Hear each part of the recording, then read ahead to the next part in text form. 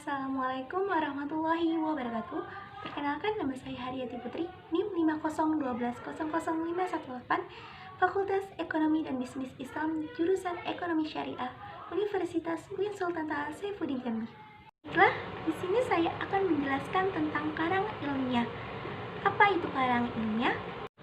Karangan ilmiah ialah karangan yang menyajikan fakta umum yang sifatnya objektif mengenai suatu hal yang menurut prosedur ilmiah. Sedangkan karangan non-ilmiah adalah karangan yang menyajikan fakta yang pribadi, yang sifatnya subjektif mengenai suatu hal, yang datanya diperoleh sesuka hati tanpa melalui prosedur ilmiah, dan penulisannya tidak memenuhi ciri-ciri karangan ilmiah. Selanjutnya, ciri-ciri karangan ilmiah. Apa saja ciri-ciri karangan ilmiah itu? Ciri-ciri karangan ilmiah itu meliputi topik pembahasan dan permasalahan spesifik, menggunakan bahasa yang baik dan benar, mengikuti kaidah penulisan karangan ilmiah tertentu, faktual dan dapat dibuktikan kebenarannya, data yang diperoleh prosedur ilmiah, bermanfaat praktis dan teoritis, sistematis dan logis, jelas dan tegas, objektif dan lengkap, tuntas dan lengkap.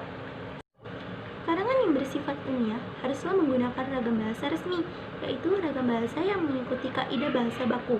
Bahasa baku ialah ragam bahasa yang ejaannya, tata bahasanya, dan kosakatanya diakui oleh masyarakat luar dan dijadikan norma pemakaian bahasa yang benar. Di samping itu, yang dipakai di dalam karangan ilmiah tidak boleh mengemukakan gejolak perasaan. Bahasa karangan ilmiah harus menjadikan efektif dan efisien. Langkah-langkah penyusunan karangan karya ilmiah. Dalam penyusunan karangan, sebaiknya dimulai dengan tahapan persiapan, tahapan pengumpulan data, tahapan pengelolaan data, dan tahapan penyuntingan. Mari kita jelaskan satu persatu. Yang pertama, tahapan persiapan. Dalam tahap ini dilakukan untuk menentukan pokok permasalahan atau pemikiran topik, menentukan judul, membuat kerangka karangan. Yang kedua, tahapan pengumpulan data. Pada tahap ini, semua bahan yang dilaporkan dikumpulkan untuk diolah dan disusun lebih lanjut. Yang ketiga, tahapan pengelolaan data. Setelah bahan-bahan terkumpul dan memadai, bahan-bahan diolah dengan cara mengklarifikasi ke dalam kelompok tertentu, kemudian dianalisis untuk disusun lebih lanjut. Yang keempat, tahapan penyuntingan.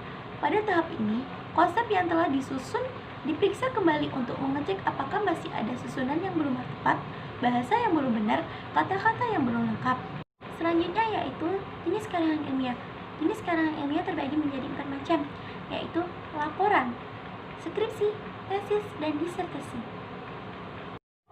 Selanjutnya penjelasan terakhir tentang kelengkapan karangan ilmiah. Dalam melengkapi suatu karangan ilmiah diperlukan beberapa kelengkapan awal dan akhir. Kelengkapan awal meliputi sampul depan, lembar halaman judul, lembar persetujuan dan pengesahan, kata pengantar, daftar isi, daftar gambar, tabel, daftar grafik, bagan singkat, lembaga, dan seterusnya.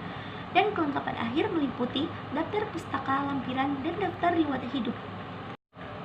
Mawar melati indah di taman, indah lagi kembang selasih.